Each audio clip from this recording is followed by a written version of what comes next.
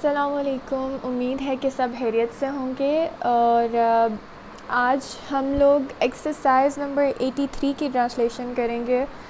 तो अगर इसकी ट्रांसलेशन में कोई मिस्टेक हो तो प्लीज़ मुझे भी कमेंट सेक्शन में मेंशन कर दें ताकि मैं भी इसको करेक्ट कर सकूं और जो इस वीडियो को देखते हैं वो भी करेक्ट कर लें।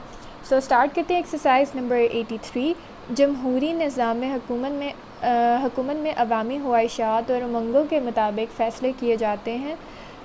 इस निज़ाम हुकूमत में इंतखाबात के ज़रिए अवाम की राय मालूम की जाती है।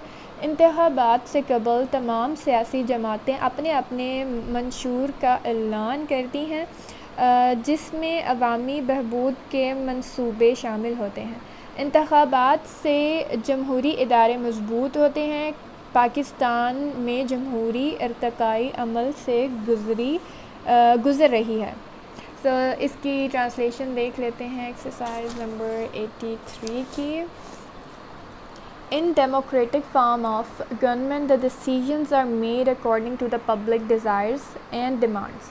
In this form of government, the public opinion is taken through elections. Before elections, all the political parties announce their manifesto in which the plan of public welfare are included.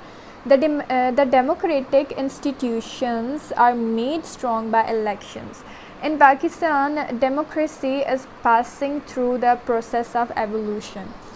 ये थी ट्रांसलेशन एक्सरसाइज नंबर 83 की। Next video में हम translation देखेंगे exercise number 84 की। जब तक के लिए अल्लाह हाफ़िज़।